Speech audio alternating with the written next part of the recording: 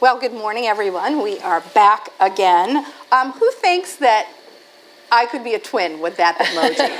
I'm going to have my picture taken with it after, so I'm super excited about that. And welcome to Nancy Marshall, our new sponsor. And welcome to our guest, Michelle Hood, President and CEO of Northern Light Health. Michelle, before you go into the details of your birth, I thought that you could just give us Northern Light Health in a nutshell.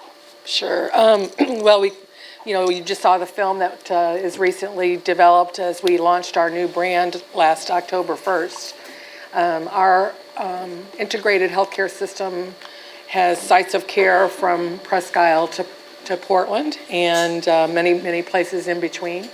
9 hospitals, as you heard, and about 125 sites of service. So everything from our retail pharmacies to our clinics, of course, and we have probably as many beds in the subacute settings as we do in our hospitals.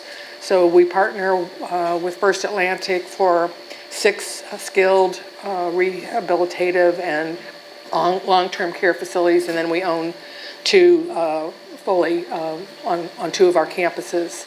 So we provide primary care to long-term care and everything in between. I thought it was important for you to set the stage on just how massive the whole system is. Yep. And did you say the number of employees? We've got, I think, at this point about 12,200.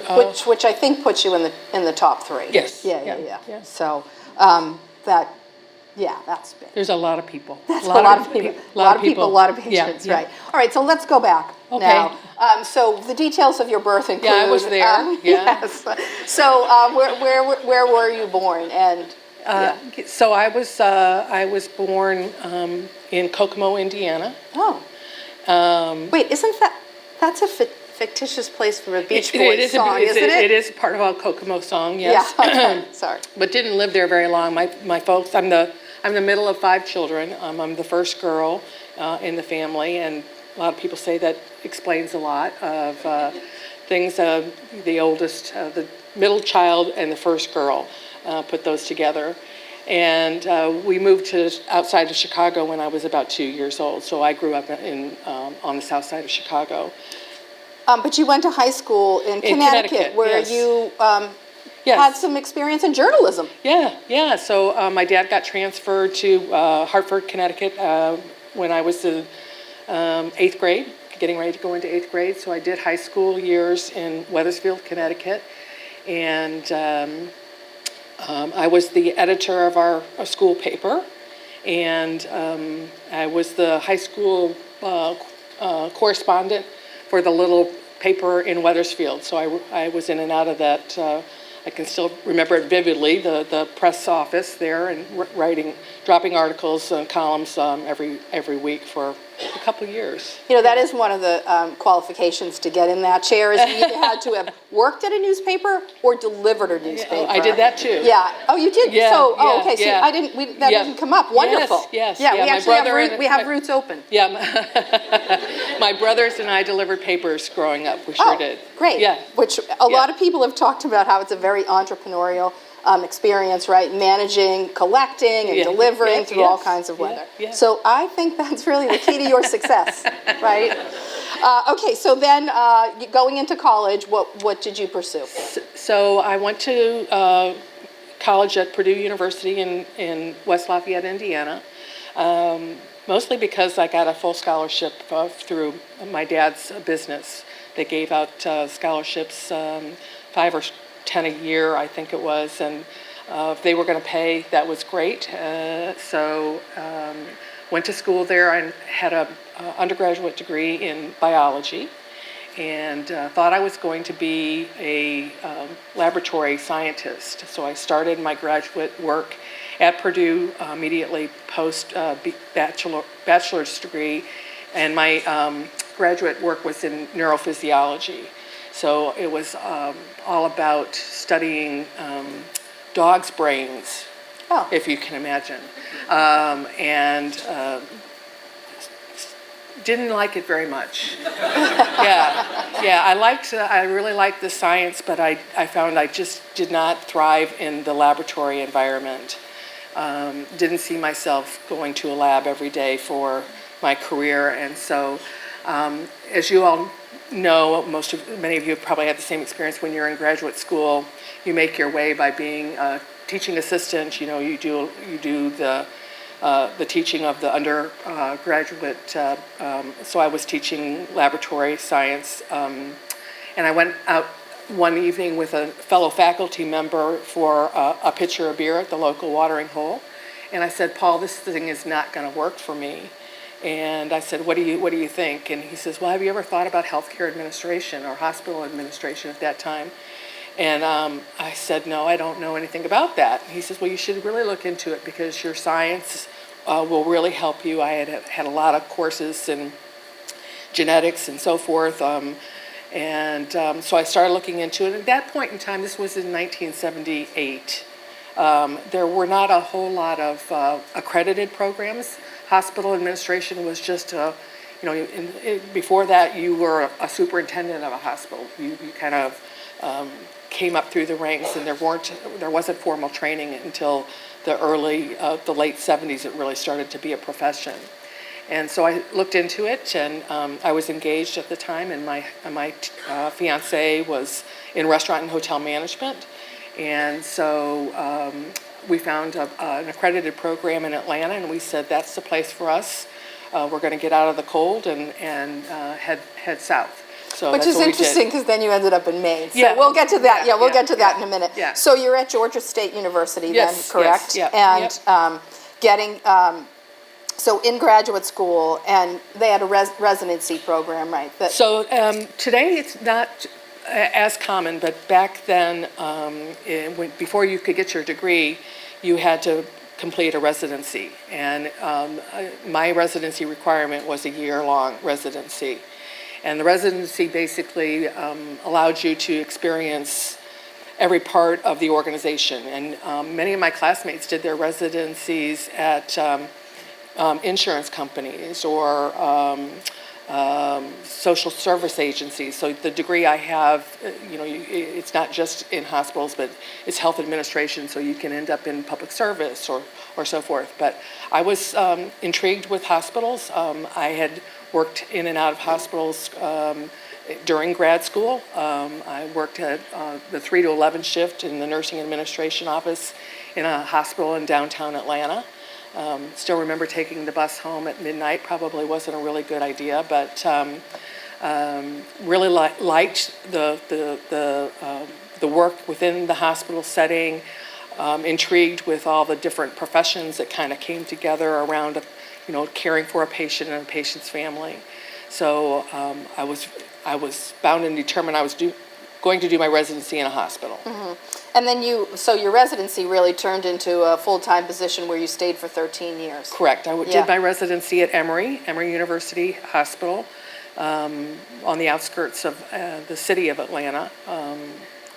And I finished my residency in a year, and then the chief financial officer came to me and said, we'd like you to take over as director of material services because the person that had been in that position was terminated, actually. And it was a situation where I had spent some time in that department, as I had in all the departments during my residency, but I said I'd be glad to do that. The CFO was actually my mentor for many years, starting in my residency. And he says, don't worry, we'll recruit. It'll only take about 6 weeks or 8 weeks. And 9 months later, I was still the director of material services, which is the department that does all the purchasing of supplies and equipment for the hospital. It distributes the supplies to the various departments.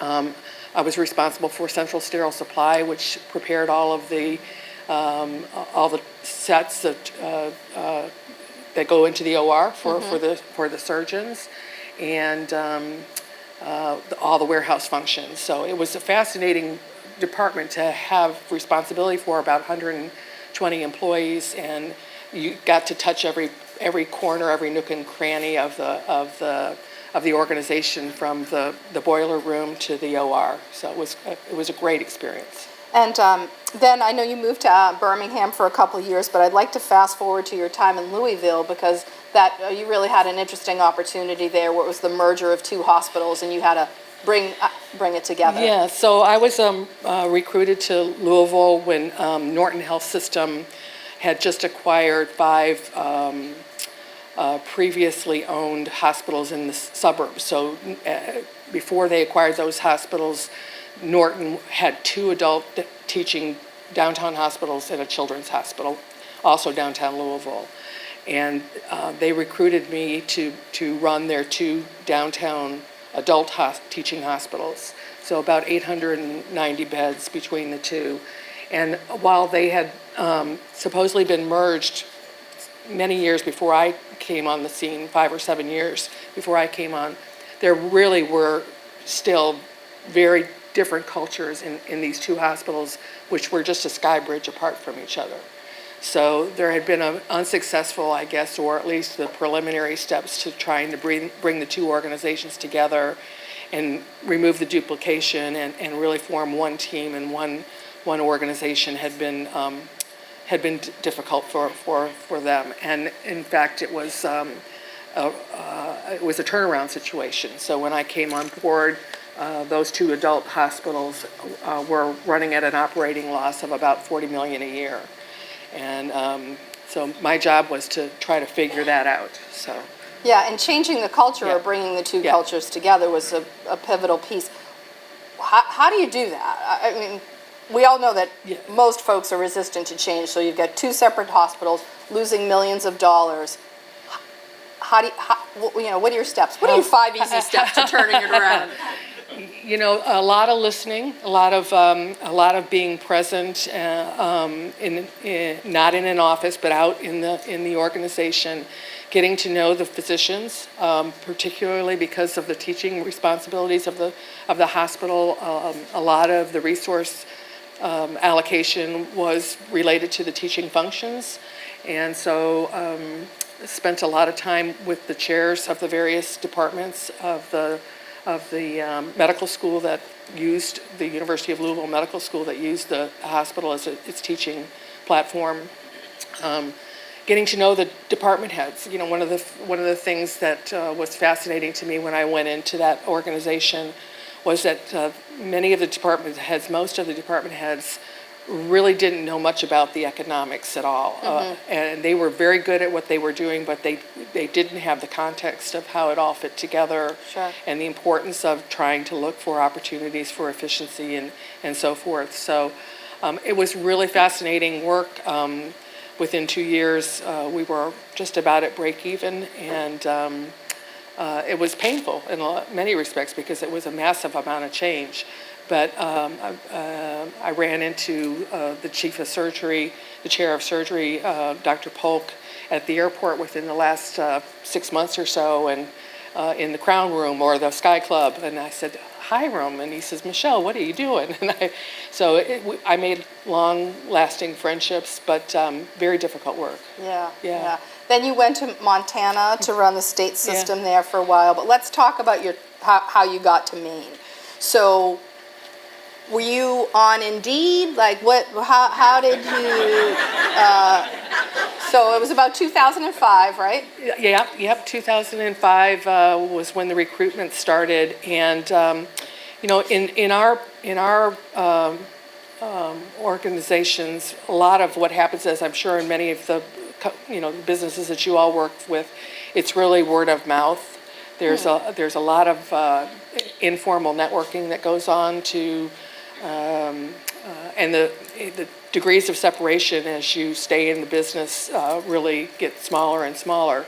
So I got a phone call one day from a recruiter who said, would really like you to take a look at an opportunity in Maine. And we had been in Montana at that time for about 6 years or so.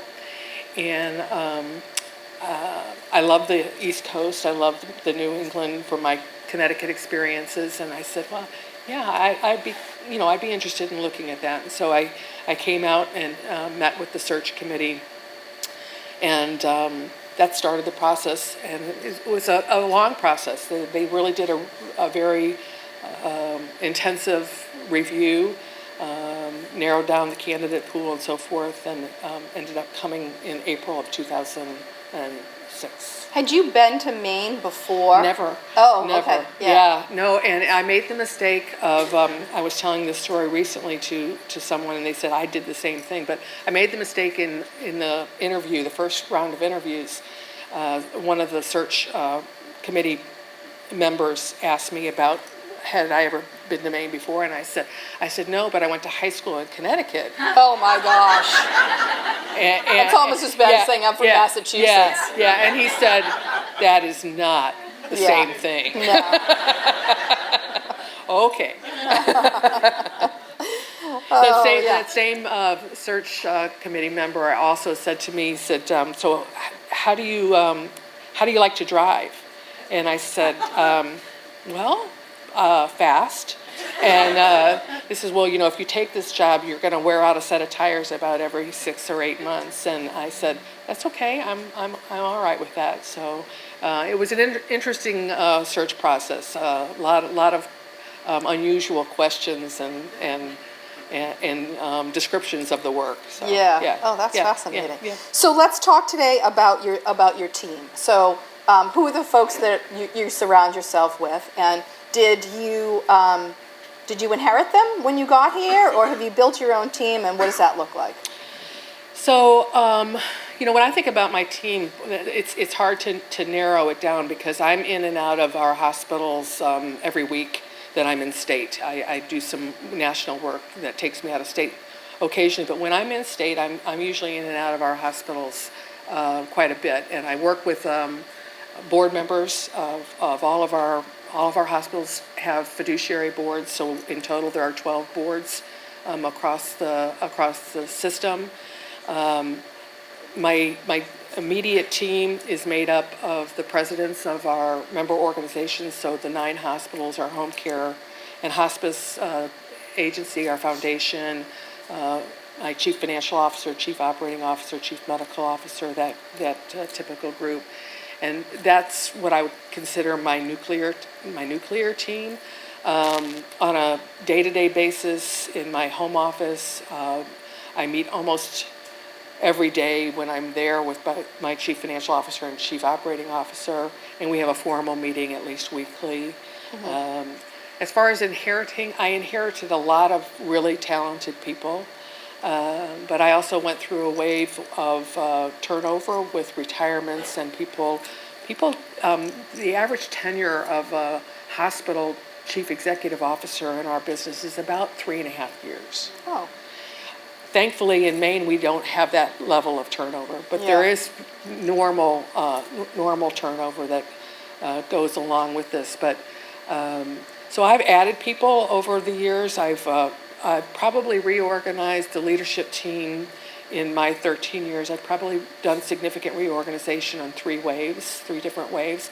I'm a big believer that form follows function, and depending upon what we have in our strategic windshield, I try to organize the talent to make sure that we have the best chance for success for those strategies. So that calls for, at one time I had a chief transformation officer, no longer have that position. Yeah.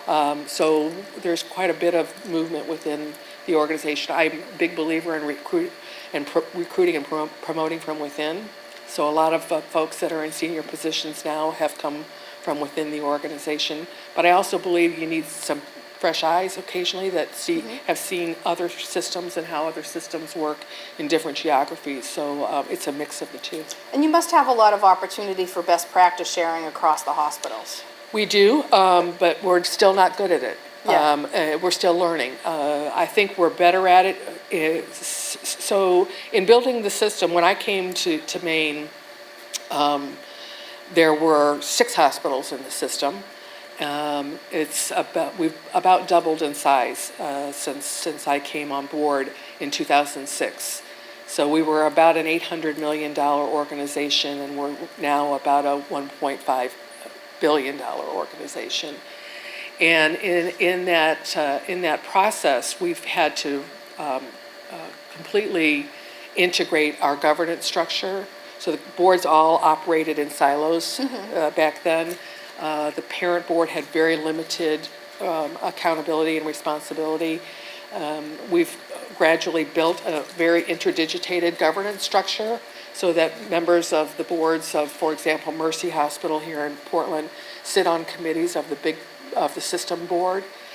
So there's a lot of cross-pollination, and we've done a couple of good waves of best practice sharing around governance. Likewise, we've interdigitated the leadership teams. What does interdigitated mean? I don't know. So it's connecting it, but connecting it on a three-dimensional kind of way. Oh, okay. So you're connected around points of service or about a particular project, but it's richer than that. It's the fact that we are part of one team and not just coming together for purposes around a singular topic, for example. So the leadership has been integrated, and we have probably at any one time maybe 30 or 40 teams that are working together on specific issues, and those are populated by people from across the system. So our folks get to work with their colleagues from Presque Isle and Portland and Blue Hill and Greenville and so forth on a regular basis. We're just now getting to the point where we're bringing our medical staffs together in that way. That's the hardest. Yeah. It's absolutely the hardest work that there is. Yeah. So, I had a board member tell me 2 or 3 years ago, "Wow, Michelle, you've gone through governance integration. We've survived all that. We went to a single balance sheet and a single obligated group and a common treasury. So you've done the financial integration. The leadership teams are working together. There's great teamwork there. You're done." And I said, "Well, you forgot about the patient care, Yeah. the medical staffs." Yeah. So we're working on that. But What makes that so hard? just I think because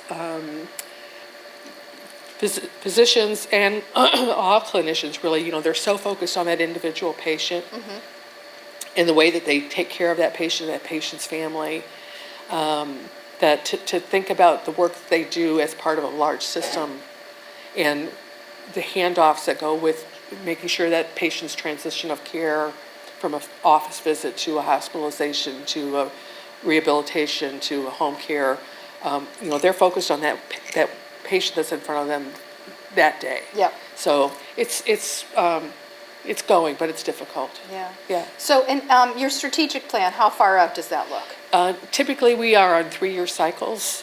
We happen to be in a 4-year cycle right now just because we have been working hard on updating our electronic medical record, and we didn't want to go through a strategic planning process until we finish that work. Yeah, that's a significant lift. Yeah. And how do you track your success? So what are the metrics that you look at, and how often do you look at them? Daily, weekly, monthly, quarterly? What's most important to let you know that you're achieving your goals? So we look at the scorecard, the leadership scorecard monthly on a formal basis. I get flash reports daily on certain statistics. I pretty much know what the utilization of our hospitals is on a regular basis, on a daily basis. We look at, on our monthly scorecard, we look at everything from compensation ratio to patient safety to, of course, financial results, the patient experience. So we have patient surveys that we get information from on a monthly basis. So lots of different measures. Okay. Yeah. And now let's talk about employment there. So you said you have about 12,000 employees, but what are the toughest positions to fill? So right now we're in one of the cycles where we have a nursing shortage. You probably all read about that in the papers, but The paper. the paper. Write that down. Nursing. So we employ about 12,000, a little over 12,000 employees. Right now we have 1,100 vacancies. Wow. So about 10% of your Yes. workforce. Yeah. And of course you can't do without those people, so we end up using a lot of travelers. And in the physician ranks, they're called locum tenens. It's a Latin word. Don't ask me what it means. Yeah. And that's not good. Yeah. I mean, not that the quality of those workers is not good, but they're not part of the team. They don't know our cultural DNA. They don't necessarily know our processes and systems, as well as someone who works with us full-time for some period of time. So nurses are very difficult. Some physician specialties are very difficult. We always have openings for primary care physicians just because there's a lot of movement in primary care. People that get out of school and come out of medical school on a J-1 visa, foreign medical, they are obligated to do work within places like Maine for a short period of time, and then they move on to other. They might go home, or they move on to other places. So a lot of openings in both nursing, pharmacy, respiratory therapy. Our home care folks are always looking for physical therapists. That's a very difficult position to fill within the home care setting. So across the board in the clinical area is very difficult. Information technology is very difficult because we compete with all the businesses here in the room. Right. And we're working really hard with the academic programs to increase the number of students in many of these key areas. We've been successful in working with the academic programs and increase the number of nursing students, but there's still not enough. Yeah. So you're working with some of the colleges and universities for, investing in students now so they can become employees, but you also are recruiting externally, right, to bring folks here. We are. One of our most successful initiatives within the last couple of years as far as nursing has been concerned is that we have a lot of foreign nurses, and they come through a company that provides a 2-year contract for them to stay within our organization, and then they have the option after that point of either staying or moving on. And we've been successful at keeping a lot of those foreign nursing students, and they come from Ireland, the Philippines, many places. And of course, the trick there is to make sure that we surround them and their families with a social network, right, that makes them not feel so isolated, right, and really become part of our family. Yeah. That's good. How big's your HR department, or is the recruiting centralized, or is it happening at all the different hospitals? It's centralized but distributed. Yeah. So that we have it's run out of our talent team at the home office, but we think it's very critical that the actual recruiters be resident in the various member organizations, because they need to know that community. Right. And because when you recruit, you're recruiting the trailing spouse or significant other and family, and making sure that they feel like this is a good fit for them is just as important as the individual who's going to come to work with us. Yeah. Do you think Maine is a pro or a con when you're trying to get people here? Both. Yeah. Both. I think that there are a lot of people who say that's not my thing. That's too isolated. Where is that? It was like when I got recruited to Montana, I said, "Is that one of those square states out there past the Mississippi?" Yeah. So you just a lot of people who just aren't familiar with it. Right. I can tell you if we can get them to come for an interview, we have a very good experience of bringing them on. Yeah. It's a beautiful state. Right. Why wouldn't you want to live here? Right. That's how I feel about it. Yeah. So let's talk about your branding change, because I think a lot of people in the room, a lot of companies all think about it sometimes. Some of them have done it, some successfully, some unsuccessfully. So what drove that? So when I came to work with Eastern Maine Healthcare back in 2006, one of the first things that the marketing folks told me is we need to change our name. And I said, okay, why is that? And they said, well, it doesn't really represent who we are. At that time, we weren't restricted to Eastern Maine, and there was a lot of confusion between, is it Eastern Maine Medical Center, or what's the system? I remember in my early days being at a civic event, and I was standing alongside the CEO of the Eastern Maine Medical Center, and I was introducing myself to someone, and they said, well, welcome, welcome. And they turned to Debbie, and they said, I'm sorry you lost your job. And I said, no, I'm not taking her job, Yeah. you know? Yeah. So there was a lot of confusion about what was going on in the system and so forth. But we took the idea of changing our name really seriously. It's a big step.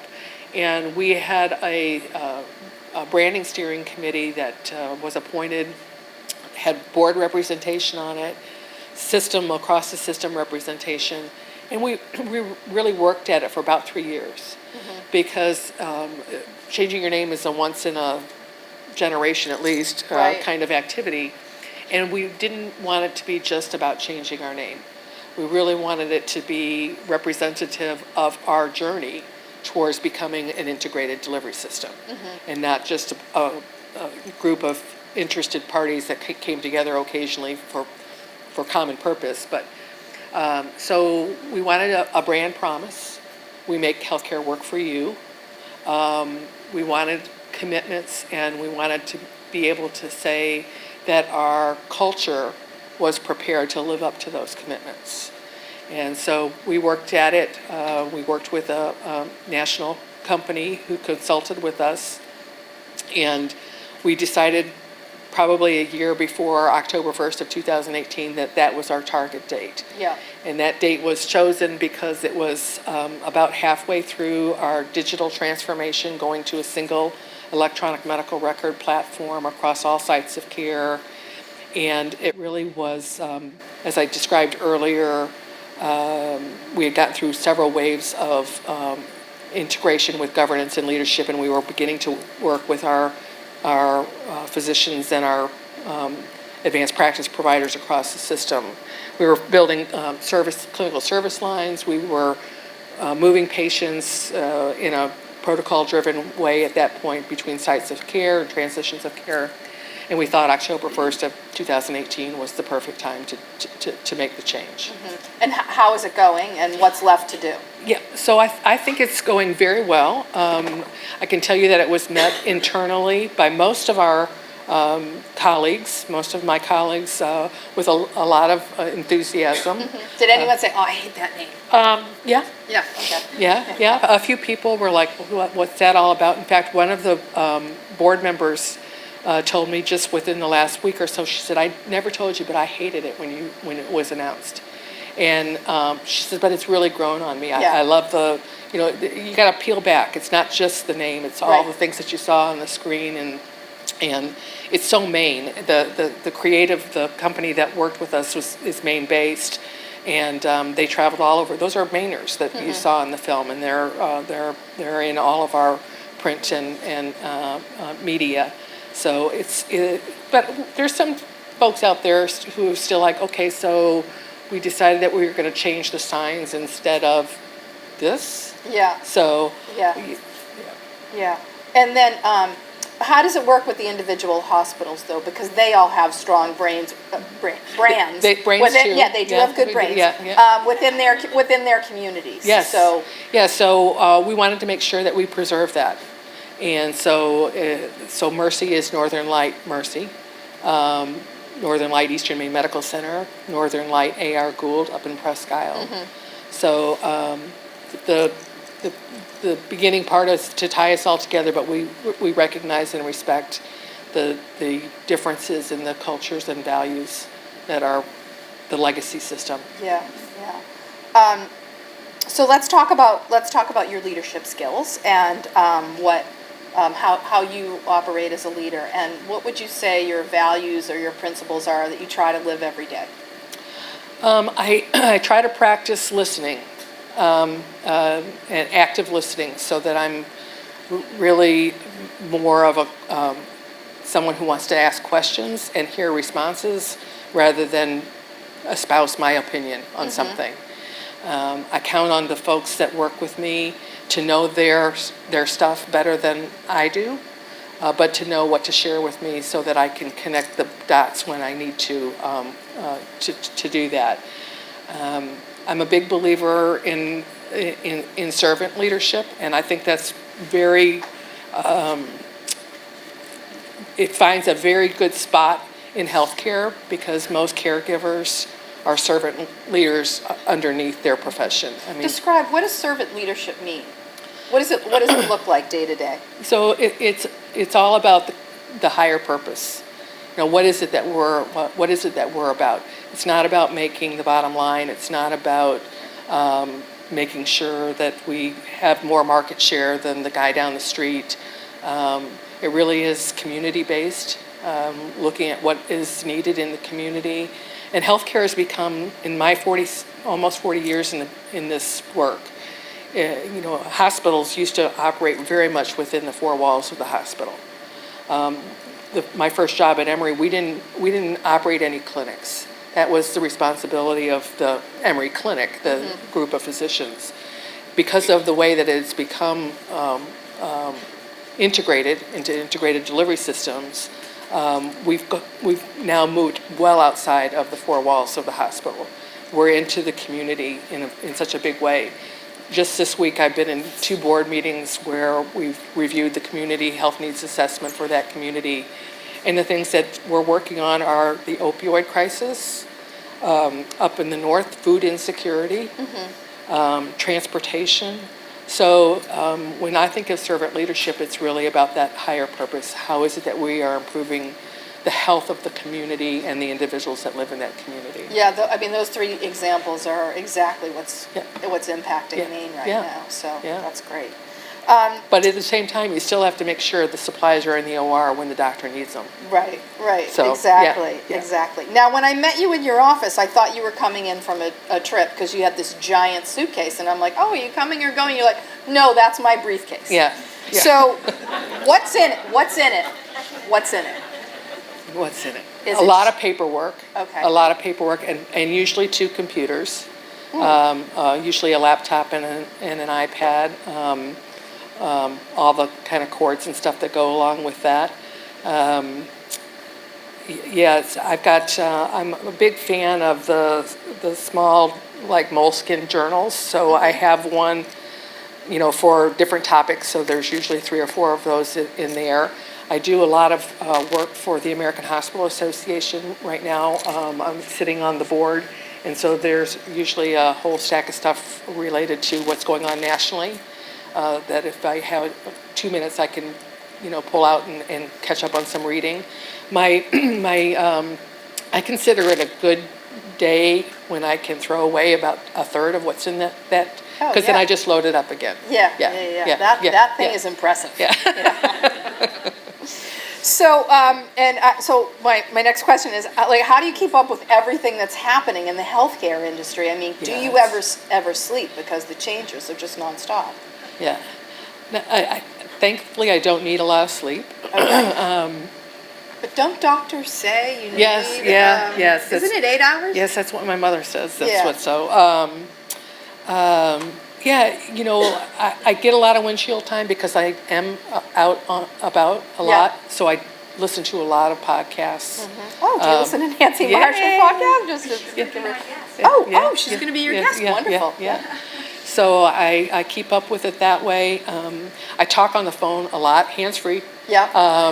And I have colleagues scattered across the country, and so there's a lot of networking that goes on, what's going on in your. That's the beauty of it. You know, we're running these health systems, and I can call up a colleague in a different part of the country and say, have you seen this? What are you doing about this? How are you working on this? The American Hospital Association keeps us, it's a great association. It keeps us really well informed. There's just a richness of the data that they provide to us. And I'm just, I guess, very lucky and blessed that I have good recall and retention. So I like details. Yeah. I try not to get too much into the details with my folks, because I absolutely trust them to do that. But I'm kind of nerdy that way, and I like to. My chief financial officer, shakes his finger at me occasionally because I've already added up the figures before he comes into his meeting. He says, "I'm going to bring you that." I said, "I just had to do it, Yeah. I still have a calculator, Yeah. So I love what I do.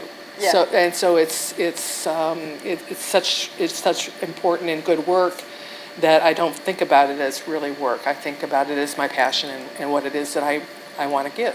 Yeah. Now, you talked about picking up the phone and calling someone down the road. So tell me, what's your relationship with Maine Health? So are you collegial? Are you frenemies? How does that work? In my 13 years, we've gone through many stages. So one of the very first things I remember still in the search process, was an admonition by the search committee chair that the candidate of choice would be asked to form a strong relationship with the other large system in the state, Maine Health. And when I asked, well, what's the status of that relationship now? And they said it was terrible. My predecessor and Maine Health did not get along, and I didn't care to ask why that was, who caused that, or who didn't work on that the way they should. So I came in April. In June of 2006, my board chair and I made the trip to Rockport, Camden, I don't remember where. We found a good restaurant, and Bill Karen and his board chair came up, and we had dinner together. And at that dinner, we shook hands, and we said, we're going to find ways to work together. And for many years, we did. We formed a One Maine collaborative. We invited Maine General into that collaborative, and we found many, many areas where we could work together. When Mercy came into the system, that changed the dynamics a bit. Yeah. And Maine Health at that point couldn't find a way, I think, to be both collaborative and competitive. And I kept trying to make the point that Mercy doesn't compete with Maine Med. They're two very, very different organizations, but wasn't unsuccessful in really getting to bridge that divide until probably within the last year or so. We've found our way back together again and are doing some really cool stuff together now. Yeah, I that's hope great. that we can announce within the next short period of time some work we're doing through the Center for Medicare and Medicaid Services together. We do love to break news at Like a Boss. I wouldn't think about doing it without Bill on the stage with me. Okay, so. that's very wise, Yeah, very wise. yeah. Right. Great, well, thank you for sharing Yeah. that. So let's kind of get into our final questions, and shortly we'll open it up for questions to all of you. So what's the best advice that you give, and what's the best advice you've received? Oh my goodness. The best advice I give probably is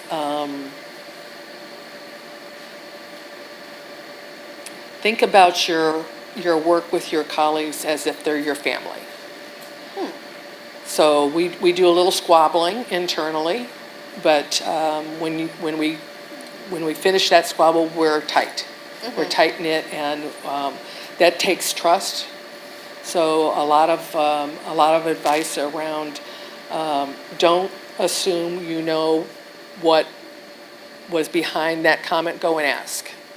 So transparency. The best advice I've ever gotten, probably from my dad. My dad brought me up, said it 100 times, honey, you can do whatever you want to do. He said, if you work at it hard enough, you can do whatever you want to do. Yeah. Yeah. That's great. So now, write your own performance review. So There's some of my folks in the audience. So what are your key accomplishments, your biggest successes, and what are your areas for development or improvement? Well, my biggest accomplishment is that I've raised two beautiful, wonderful people. I have a son and a daughter who I'm very proud of. As far as my work is concerned, my biggest accomplishment, I think I can honestly say that I've worked in 5 systems, and I've left them better than I found them. I think that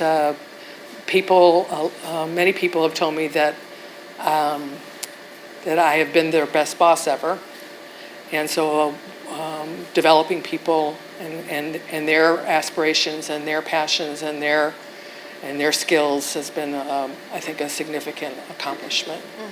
And what was the second part of the question? What are your areas for improvement? My areas for improvement. I don't say no enough. So I should be more selective. One of the folks who works with me, and he's not in the room, so I can say it. Although we are videotaping. Yeah. He says Michelle never saw a goal or an opportunity that she didn't put on the list to do. So I need to be more selective about that because it wears people out, the scope. So. Yeah. Well, it's a good thing to be self-aware of. Yeah. So for sure. So if you didn't choose to pursue a path in hospital administration, what could you see yourself doing? Well, not neurophysiology. Yeah, right. What could I see myself doing? I could see myself in social services. I also have, I love organizational dynamics. I have on one of the things on my bucket list is to get a PhD in organizational sociology. So, wow. So I could see myself doing that in teaching. Yeah, great. So what keeps you up at night? We know you don't sleep much, but...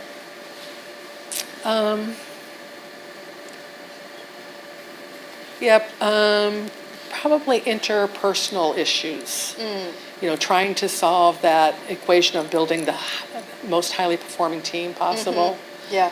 So, what levers do I need to pull to get that dynamic to work a little bit better? Yeah. To get a little bit more energy around a common purpose, a common goal. So those kinds of things. Not what am I going to do about the banking issue that I worried about today, or that board meeting that I went to yesterday that didn't go quite. Yeah. So it's a people issue. Yeah. So conflict resolution is something that I think a lot of people think about and struggle with. Yeah. And it sounds like that's at the heart of that. What have you learned over the years is the best way to tackle some of this? I think that tearing it down to the base, to the root. We say in healthcare, the root cause. Yeah. I think that's very, very germane to conflict resolution as it is to incident review and so forth. Because most times, if you can get to the root cause of the conflict, it's solvable. It's when people layer on all this noise on top of the root cause and begin to attribute purpose or the reason why Joe said that. Well, you don't know the reason that Joe said that. You need to get to the root cause of the issue. So here in graduation season, we have thousands of kids graduating. We would love for so many of them to go into healthcare because they're desperately needed. What advice would you give them, and what are there any skills that you would like to see coming out of the next round of graduates that you don't see today? Well, I can honestly tell people that who are looking for a career that healthcare is a wonderful place to be. Even with all the challenges we have and the fact that we're going to go through another round at the national level of Medicare for all or whatever the debate will be. Healthcare is a great place to make a career because there are just so many pathways that you can choose. I've seen people come in entry-level positions in dietary or housekeeping or registration and so forth and find a way through schooling and skills advancement to department head positions and so forth. It's a really, you can make it a wonderful career. And it's at its core, it's a noble place of work. Sure. You're doing good things for people. I mean, you should be able to go home at the end of the day feeling really good about that. Yeah. Skills that I would look for in new grads, I think, people skills. And I think increasingly, not like the training that I had, most grads are getting trained in how to work in a team, which is nice to see. Yeah. But I don't think they have that critical thinking skill set, and some of that just has to come with experience. Yeah. So putting people, or young people in particular, in positions where they have to explore their critical thinking and apply it to complex issues and help them develop those ways to be analytical, yet consider the soft side as well. Yeah. Glenn Cummings talked about that when he sat here about the importance of executive function and critical thinking and how that's something on the mindset over at USM. So what do you think the most important advancement in healthcare has been in your 39-year career? Oh my gosh. There's been so many. Well, I'm going to say none of the technical things that you might think of. I could point to a lot of the clinical equipment that's come out and the tools and so forth. Science is exploding. It's really fascinating to watch. I think the fact that we deliver healthcare today in a very team-oriented fashion, rather than a lot of people look back to the Marcus Welby days and say it's just about the doctor and his or her bag and home visits and so forth. It's so much bigger than that. The social determinants of health are now part of the equation. Yeah. I think that's probably the biggest advancement I've seen. An interesting Yeah, answer. yeah. Unexpected, but Okay, awesome. okay. Who has questions? Come right up to the microphone. We are ready to go for audience questions. Joan? Yeah, could you go back to the microphone? Can you do that? Can you go back to the microphone? It's like 8 feet behind you. Yeah, sorry. Oh. Come on back, Joan. I'm always good for the first question. Thank you for the conversation this morning. I'm thinking about delivery of healthcare in the future, and I take it you do not see a lot of impact for delivery through technology, but I'm curious about whether you see a possibility there. But even more, I'm wondering if we have low-hanging fruit in being so close to Boston and what a hub it is. And I wondered if you could speak to what success you already see in Maine's proximity to Boston, and also what you would like to see happen more and how we could leverage that to the betterment of the people of Maine. Yep. Thank you. Thank you. I do see increasing space for technology in the delivery of healthcare. Telemedicine is just really, we've just scratched the surface with it. And I can answer both of your questions together as one, because we have a clinical affiliation agreement with Mass General, and we are within a couple of days probably of signing our first telemedicine contract with them around neurosciences and stroke services for our entire system. And then we're going to tackle neonatal intensive care and pediatric intensive care and so on, so that we can get second opinions. Their physicians can see our patients from a distance. Well, they can transfer patients back to our hospitals from their hospital, and we can do their post-procedure care within our system. So huge opportunities. We already work with Dana-Farber very closely up in the Bangor area on cancer. We're working with them on developing a similar program here in Portland at Mercy. So I meet quarterly with Dr. Slavin, who's the CEO of Mass General, and almost as often with Dr. Lori Glimsher, who's the CEO of Dana-Farber. So there's a lot of collaboration there. Yeah. Right. Yep. Joan? Yes, mine is as much a thank you as a question. I love those. Because my experience of the intelligences that you have, and they are many, is unusual to encounter. And some of those intelligences are only facilitated by encounter. So this exposure that the newspaper has provided here, I hope you, in the ensuing years, will make yourself as available as what little spare time you may have to audiences, so that you can multiply the effects of what your life has taught you. I know you're doing that where you work, but to an even bigger audience, of diversity. you. So thank you. Thank you very Oh, much. thank you.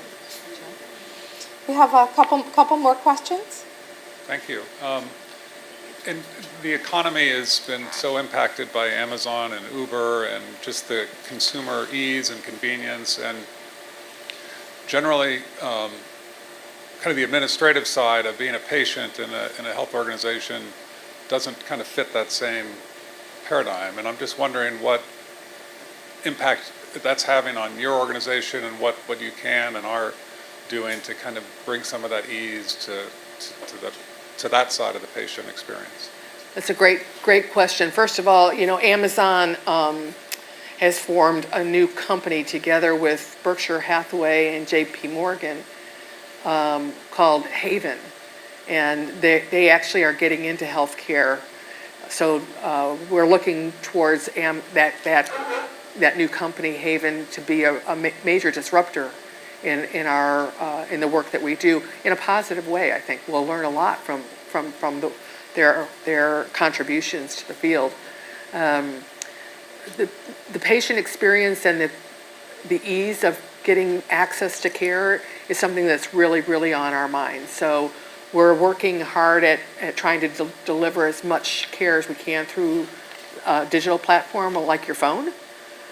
We've just introduced within our system a service. Right now it's just to our employees, but we expect after we get the kinks out that we'll make it available to our patients who are not our employees, where they can actually get a doctor's visit on their phone.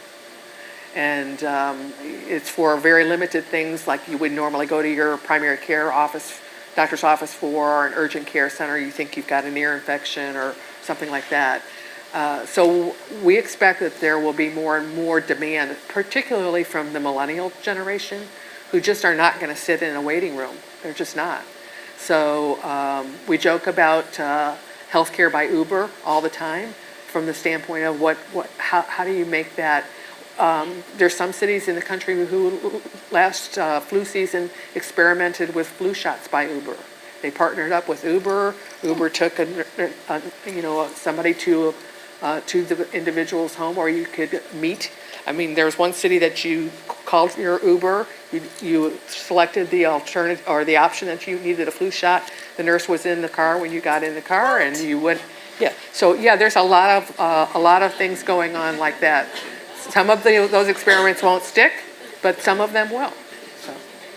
So No babies in the car, though. We don't do that yet. and when it does, we report on it. So let me give you an opportunity to give us an update on Mercy's expansion, because we know that they just cleared a significant hurdle, as reported in the press. Yes, so I'm looking for Charlie. He's here somewhere. There he he is. is over by the window. Yeah, so probably about this time next year, we'll be breaking ground for the Four River expansion. And I'm actually going to New York next week to meet with the rating agencies in case we need to issue bonds in order to support that project. We'll be announcing soon also the sale of the State Street campus. Mm-hmm. We'll likely close on that transaction within the next several months, and then we'll lease back what we need for as far as square footage on the State Street campus until we can get the Four River expansion completed. Great. So it's coming. Yeah, we're really looking forward to that. Congratulations Yes. on Thank moving you. that forward. Yeah. So, and now describe your Maine. So when you're not lugging your giant briefcase around, what are the things that the places that you like to go? I love to go home. I live on Mount Desert Island on the west side, and have a spot on the water out in the woods, very quiet. My husband and I have 2 labs that are my companions. So I love to do that. I love to tinker in the yard and in the gardens and so forth. I'm a photographer. I like to say I'm a photographer. It's probably stretching that a bit. I like to take pictures. Yeah. I used to be a fly fisher person. I haven't had my fly rod out for a while, so one of these days I'll get back to that. I bet you learned that in Montana. I did learn it in Montana. Yeah. Yep. we're a big college football family, and Right. so I travel to most of the home games at Notre Dame during the fall, so that takes up some time. Just being with my kids, my grandkids. Great. Yeah. Good. Well, thank you so much for Yeah, being thank down here you. with us Yeah. this morning. Yeah. And thanks to all of you for joining us, and special thank you to all of our sponsors. And the sun will come out, hopefully tomorrow. So thank you, and thanks, Michelle. Appreciate it.